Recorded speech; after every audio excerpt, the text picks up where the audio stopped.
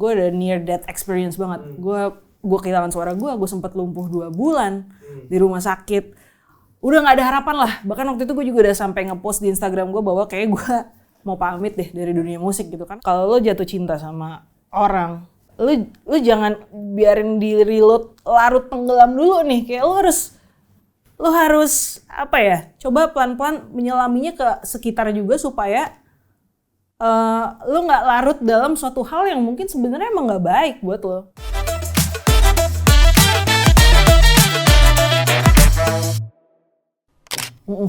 Kebetulan. Serius lo? Kebetulan turunan ke-7-nya Pangeran Diponegoro. Turunan ke? 7. Ke-7? Iya. Dari Diponegoro, dari Hamengkubuwono 3. Oh bukan, bokap? Dari nyokap. Dari nyokap? Berarti beneran ya? Lo Beneran ada silsilahnya di keraton. Beneran ada. Berarti keluarga lo gak ada yang musik ya? Keluarga gue, keluarga dokter. Cuman nyokap gue, keluarga besarnya memang suka banget sama musik. Kakak-kakak gue juga suka musik dan bisa main alat musik semua, cuman ya mereka semua dokter. Bukannya lo juga? Gue tidak melanjutkan sampai gue disumpah dokter. Oke, cuman kuliahnya aja di dalam? Gue kuliahnya kedokteran, sarjana kedokteran, tapi gue tidak disumpah. Oh, berarti gak bisa praktek tuh ya? Gak bisa. Dari umur 5 tahun mungkin karena gue ngeliat nyokap gue, ngeliat kakak gue dan keluarga nyokap gue, jadi secara gak langsung gue dijejelin lah sama musik. Sebenarnya gak dijejelin juga sih, gue suka sendiri gitu ya. Terus sebetulnya gue les musik pertama itu piano justru ya. Cuman gue ternyata tidak into piano, sehingga gue pindah haluan menjadi gitar. Gue pindah haluan menjadi gitar dan otodidak kalau gitar. Itu pas gue dari mulai kelas 1 SD mungkin ya. Jadi kalau sampai sekarang kalau gue ditanya tuh, ini chordnya apa nih yang bener-bener yang gue pencet pun gue nggak ngerti apa yang bener nama-namanya ini yang bener-bener gue pencet gitu. Gue cuma tahu kemana-mananya gitu sih. Kayak ya itulah mungkin ya karena otodidak. Semenjak itu gue dari kelas 3 SD memang udah suka bikin lagu. Gue memang udah suka bikin lagu. Dulu zamannya handphone Nokia kan zaman dulu. Itu gue nge-record semua lagu-lagu yang gue bikin dengan format AMR dulu. Dan sampai sekarang masih gue simpen di harddisk gue. Jadi masih ada tuh suara-suara gue waktu SD. Sampai 2 SMP itu pada zamannya MySpace. Gue bikin lagu, terus teman-teman sekolah gue tuh pada nyuruh gue untuk kenapa sih lu nggak nyanyi aja beneran gitu. Gue nggak mau lah kalau misalkan sendirian, gue nggak pede karena gue tuh orangnya introvert banget. Akhirnya gue bikin band, gue cuman iseng upload doang di MySpace pada saat itu, gitaran pakai GarageBand seadanya doang di laptop zaman dulu. Ternyata banyak yang suka, di situ gue mulai upload YouTube juga. Dan band gue jadi sering manggung dipanggil di pensi-pensi besar di Jakarta.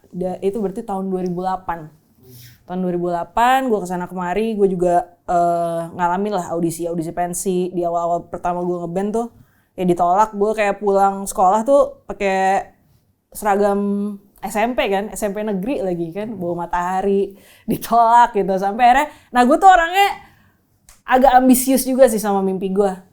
Sampai akhirnya ya udah tahun depannya gue diundang-undang lagi jadi guest star segala macam. Gue punya mimpi besar di musik gitu karena gue memang dari kecil memang suka banget sama musik dan gue pengen emang kalau udah gede gue pengen jadi musisi. Terus band gue berlanjut, gue desain sama major label pada saat itu, gue bikin album band gue berlanjut main di event-event besar juga di Indonesia. Terus gue harus kuliah di Jogja kebetulan kan. Gue kuliah di Jogja, gue harus vakum dari musik gue.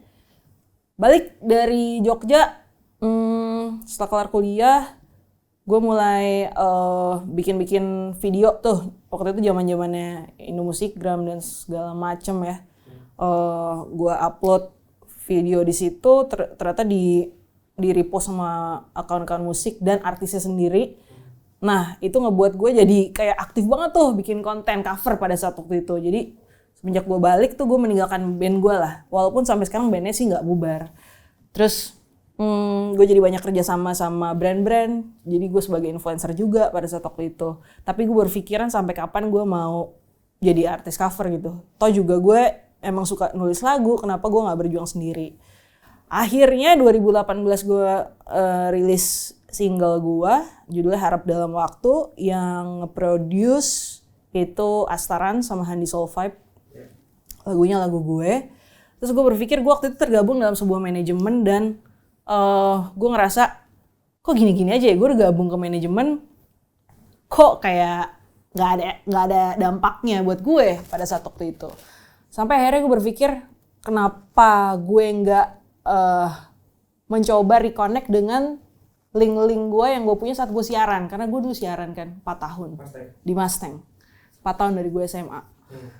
Akhirnya gue reconnect dengan teman-teman radio, alhamdulillah pada mau bantuin semuanya. Semenjak itu gue bener-bener independen, ngurus sendiri, diri gue sendiri, even gue ngedesain sendiri, gue mikirin itu launching single kayak gimana yang besar, and it works. Dan gue lanjutkan, gue implementasikan cara gue itu ke lagu-lagu gue selanjutnya. Tapi sebagai soloist yang tidak punya tim dan tidak tergabung dari label besar, itu membuat gue memang kadang merasa kesulitan untuk memutuskan sebuah keputusan. Keputusan apa? Keputusan gue dalam memilih genre apa yang mau gue pilih. Karena gue memang suka nulis lagu, gue banyak dengerin referensi, itu ngebuat gue jadi pusing sendiri. Sampai akhirnya gue bertemu dengan partner gue lah. Semenjak itu akhirnya gue memutuskan ketimbang gue menyanyikan lagu-lagu yang terbilang gue mengikuti suara netizen dan pasar gitu ya, yang mana gue ngerasa bukan diri gue banget. Akhirnya gue memutuskan, gue dari 2020 itu akhirnya gue udah ngerasa firm dengan pilihan gue untuk terjun di R&B, lo-fi, dengan lirik bahasa Inggris gitu. Jadi semenjak itu sampai sekarang gue memutuskan untuk ya udah gue ngambil itu dalam genre gue. Dan juga akhirnya gue membuat label gue sendiri, WAP Records, yang gue kembangkan sampai sekarang. Jadi sekarang gue juga lagi mendevelop artis gue sendiri dengan tim terbaik gue tentunya. Ada Gilang, ada Fajrin, ada Anes, dan beberapa orang di belakang. Dan gue tidak disangka bahwa gue sekarang juga aktif, bahkan mungkin lebih aktif di belakang layar sebagai songwriter dan music producer. Jadi gue menulis lagu buat musisi-musisi lain dan juga mengerjakan produksi lagu untuk musisi-musisi lain gitu. Gue memang suka banget itu, kayak kalau dengerin musik gue sekarang itu kayak nggak jauh beda dengan yang gue dengarkan tiap hari gitu ya. Dan gue tuh suka banget, kalau ditanya referensi gue ya, justru dalam nulis lagu dan pemilihan melodi itu gue suka banget sama Cassiope, yang mana itu sebenarnya band fusion jazz Jepang instrumental. Nggak ada karimatanya Jepang ya. Karimatanya Jepang ya mungkin ya pada zaman dulu, tapi versi lebih ruwet, tapi manis, tetap manis menurut gue, dan legend banget gitu. Jadi gue banyak ngambil referensi tentunya dari mereka. Terus untuk pemilihan soal R&B sendiri, ya karena memang itu sih simply itu yang gue suka dan gue ngerasa lebih gue banget gitu. Ketika gue bawain itu ketimbang gue bawain lagu-lagu Indonesia gue yang sebelumnya. Jadi ketika gue nyanyi gue lebih pede, lebih bisa jadi diri gue sendiri. Kalau dulu gue dandan harus ribet segala macam, sekarang gue apa adanya aja. Sesimpel apa yang gue mau. Gitu. Karena gue sakit lupus, 9 bulan gue dirawat di rumah sakit. Gue udah near death experience banget. Gue kehilangan suara gue sempat lumpuh 2 bulan di rumah sakit. Udah gak ada harapan lah. Bahkan waktu itu gue juga udah sampai ngepost di Instagram gue bahwa kayak gue mau pamit deh dari dunia musik gitu. Karena gue memang bener-bener muka gue berbeda, gue bengkak, gue udah gak bisa nyanyi lagi gitu. Jadi gue kehilangan waktu gue kurang lebih sampai proses gue penyembuhan itu setahun lebih ya, hampir 2 tahun gue butuh untuk comeback lagi. Ya udah gue baru bisa benar-benar comeback lagi sebenarnya di 2023 ya. 2022 even waktu gue sakit pun gue tetap ngeluarin single 1, judulnya Jalan Pulang gitu. Ya banyak banget sih gue jadi cara pandang gue terhadap gue melihat kehidupan tuh jadi beda banget. Gue jadi bisa tahu mana orang yang benar-benar genuine sama gue, benar-benar sayang dan peduli sama gue, atau orang yang emang mau deket sama gue karena ada maunya doang gitu, let's say ya. Kayak gue benar-benar bisa menghargai hal sekecil apapun yang gue alamin, dan gue jadi lebih ngerasa hidup tuh memang harus berjuang. Lo nggak bisa kayak mengharapkan lo happy atau lo mengharapkan lo sukses secara batin. Sukses kan nggak melulu soal uang ya, menurut gue nggak melulu soal materi. Jadi pelajaran yang gue ambil adalah sabar dan berusaha sih menurut gue. Karena kalau nggak sabar, ketika gue sakit, gue bisa aja gila loh.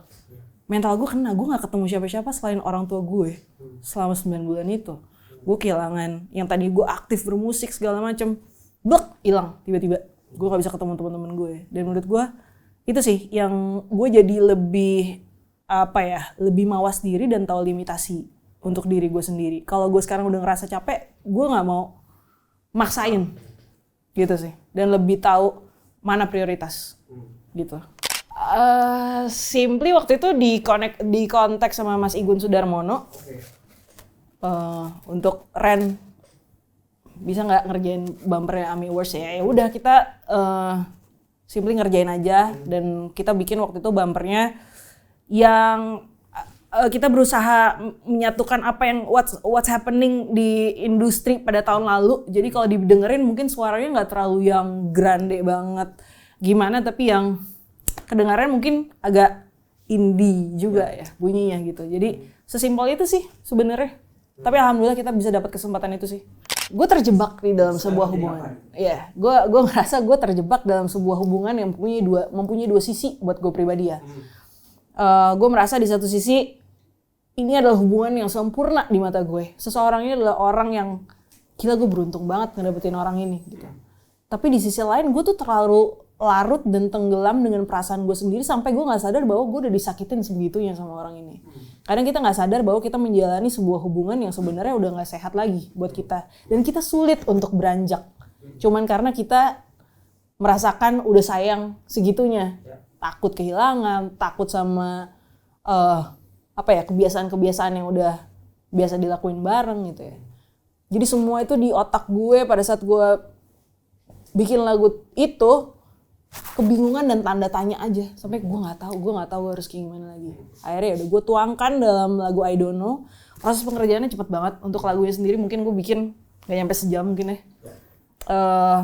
Tapi memang sebenarnya lagu itu sudah gue rekam lead vokalnya itu di 2023 akhir sebetulnya. Cuman masih gue tahan. Akhirnya gue memutuskan sama Ren juga of course. Kayak gue mau ganti beatnya deh, sama backing vokal mau gue ganti, gue rombak semuanya.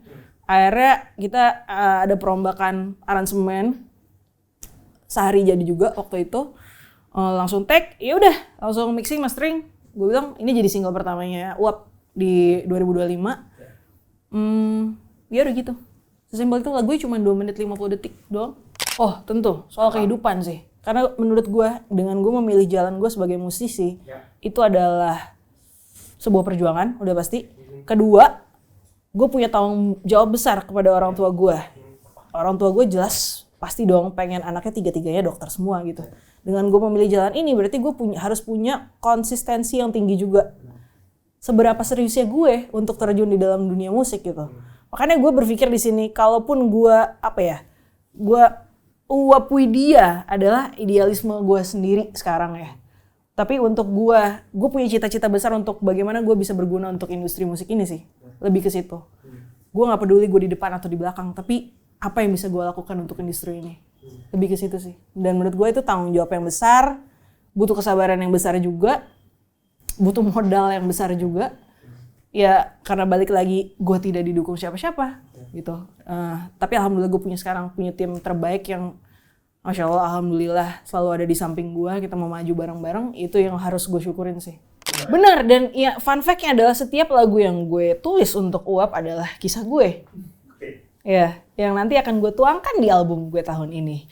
Jadi yang mau gue sampaikan adalah, kalau lo jatuh cinta sama orang, lu jangan biarin diri lo larut tenggelam dulu nih, kayak lo harus coba pelan-pelan menyelaminya ke sekitar juga supaya lo nggak larut dalam suatu hal yang mungkin sebenarnya emang nggak baik buat lo gitu, karena itu hal yang sering banget kita lupakan ya, dan kita nggak tahu dampak apa yang akan kita rasakan ketika kita sudah jatuh terlalu dalam, tenggelam terlalu dalam gitu. Kita nggak tahu itu hubungannya ke mental kita atau apapun. Menurut gue apa yang kita rasakan dari kegagalan dari cinta atau sebuah hubungan itu nggak bisa disepelekan sih. Itu ngaruh ke semua aspek menurut gue ya. Walaupun mungkin gue memang orangnya melankolis dan gue sebenarnya into love banget. Ya cuman itu sih mungkin yang mau gue sampein deh. Ya karena banyak kepotong-kepotong. Nah lucunya lagi sebenarnya gue sudah menyiapkan 10 lagu yang sudah gue master semua tracknya. Termasuk ada 3 lagu yang udah rilis gitu. Udah jadi semuanya. Tapi gue merasa gue merasa belum gue banget. Akhirnya yang itu gue putuskan untuk gak usah jadi dikeluarin. Gue bikin lagu baru semua. Yeah. Semua udah jadi master. Ada yang gue recordnya tuh bener-bener udah niat banget lah. Udah sampai gue kirim ke Budapest Orkestra lah. Udah, semua productionnya gue bikin niat banget gitu. Cuman balik lagi mungkin itu idealisme gue sendiri kali ya. Gue gak mau, gue ngerasa gue gak yakin dan gue ngerasa ini gak gue banget. Dan musiknya pada saat waktu itu belum seperti musik gue yang sekarang. Jadi gue ngerasa sekarang kayaknya gue udah firm banget kalau gue mau ngeluarin karya di album gue yang tahun ini rilis. Tentunya penulisnya gue semua, dan yang produce juga gue dan tim, tentunya sama Ren. Juga pemilihan player-playernya mungkin akan variatif sih. Gue akan menyesuaikan dengan kebutuhan masing-masing lagu. Gitu. Kedinginan, gue bener-bener real officially masuk angin. Karena gue syuting tuh 3 jaman lah di kamar mandi gue sendiri.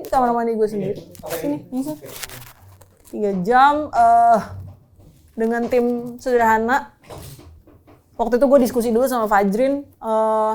Jin, ini konsep artworkku gimana ya? Harus ada muka gue atau enggak ya? Ya ada muka lo lah, kata si Fajrin. Konsepnya apa ya? Ini gue maunya galau mampus nih.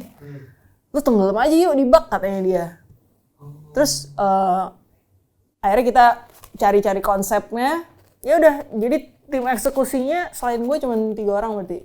Gue, videografer, fotografer gue, sama manajer gue sama Fajrin.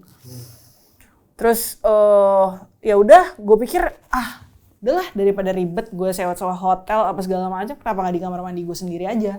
Ya udah tulis itu pakai lipstick. Dan artworknya juga itu pakai tulisan tangan gue, pakai lipstick baru di iniin. Jadi ya udah, gitu sih, sesimpel itu. Masuk angin beneran masuk angin. Sungguh Faris RM. Udah siapin jawabannya. Enggak. Kenapa? Gue suka banget lagu itu. Apa ya? Kayak nggak jauh beda sama otak gue kalau gue nulis lagu kali ya. Kayak jadi lagu itu kayaknya selalu gue bayang untuk kalau gue punya kesempatan buat nge-remake lagu itu, gue pengen sih. Sungguh ya. Album saat ini ya. Yes. Salma Salsabila. Karena lu terus. Bukan. Gue suka banget productionnya. Menurut gue untuk juara idol dia berani banget sih untuk tampil beda gitu ya. Dan benar-benar bisa nunjukin apa yang dia suka sih menurut gue. Jadi track 1 sampai 8 tuh best, dan Sick juga music produsernya Salma best. Gue amazed sama dia karena dia benar-benar emang dia bukan cuma penyanyi gitu, tapi dia ngerti musik. Dia real musician menurut gue. Dan apa ya, dia tuh kritis gitu loh sama apa yang dia mau. Dan itu yang susah, jarang kita temuin kan di banyak penyanyi, khususnya mungkin yang nggak penyanyi cewek, nggak penyanyi cowok sih menurut gue. Tapi jarang aja sih yang bisa mikirin detail kayak gitu, apalagi bisa menyuarakan apa yang benar-benar dia mau. Itu kan susah sebenarnya. Ya, menurut gue Salma keren. Psikolog. Kenapa sih, Bang? Karena dengan gue nulisin lagu buat musisi-musisi lain, gue tuh semi jadi psikolog loh. Gue harus mendengarkan apa cerita mereka, dan gue harus bisa menjembatani nih apa yang lagi mereka rasakan, menuangkan itu dalam sebuah karya. Itu menurut gue harus bijak juga loh. Untuk apa ya, cepat tanggap tetap iya gitu. Gue solutif harus iya gitu. Dan gue harus apa ya, menjadi pendengar yang bisa membuat mereka nyaman untuk cerita sama gue. Tapi satu sisi gue juga nggak boleh kebawa ke beban pikiran gue sendiri, karena kalau gue kepancing kan juga jadi mimpi buruk juga kan buat gue gitu. Jadi menurut gue kayaknya psikolog seru sih, nggak masalah. Baik lagi, Wapidia tuh adalah idealisme uap. Sekarang ya, kalau teman-teman mau suka sama karya gue, alhamdulillah, syukur alhamdulillah, itu bonus buat gue. Tapi gue berkarya dari hati gue rilis walaupun sudah menjadi milik banyak orang. Tapi itu mempunyai makna tersendiri, kepuasan tersendiri buat diri gue. Karena lagu ini, lagu-lagu yang gue rilis tuh akan selamanya orang tahu ini apa yang jadi musik yang bener-bener gue suka. Apa yang sebenarnya uap banget gitu. Dan gue pengen lagu-lagu yang dulu itu jadi bagian dari perjalanan gue. Sampai gue, karena gue percaya semua orang itu kan pasti bertumbuh ya, berevolusi. Baik dari pemikiran dan keputusan.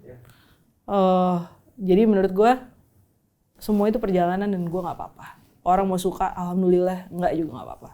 Menurut gue idealis, lo gak bisa egois sama diri lo sendiri juga. Lo juga harus mengikuti perkembangan yang ada. Lo gak boleh jadi orang yang tidak mau, apalagi kalau lo kerja ya, tentunya. Lo harus gak boleh saklek sama pemikiran lo sendiri. Dan idealisme lo sendiri ya. Kalau lo gak maju, kalau lo gak bisa teamwork, menurut gue gak maju sih. Lo harus bisa menurunkan ego lo untuk membuka pikiran yang lebih luas sih, menurut gue. Gitu. Penting gak jadi? Kenapa? Jadinya penting gak? Penting tapi sesuai porsinya. Jangan lebay. Karena ada yang bilang, lu kalau terlalu idealis mah gak bisa makan. Iya, kalau terlalu idealis gak bisa makan. Antara idealis atau realis ya? Ya, nah ini adalah hal yang lucu ya menurut gue. Jadi gue menuangkan idealisme gue itu di uap. Tapi gue sebagai songwriter dan gue suka sama banyak genre, gue menuangkan itu di artis lain. Jadi gue merasa tetap terfulfill dengan side gue yang berbeda. Gitu. Saling mengisi itu ya? Saling mengisi. Gue jadi idealisme gue terpenuhi di uap. Idealisme gue yang lainnya juga sebagai songwriter dan gue pendengar musik terrealisasikan di musisi-musisi lain. Karena kan kita juga kalau bikin lagu based on their direction banget. Gue tuh suka banget bikin lagu buat orang di depan artisnya, di depan A&R-nya.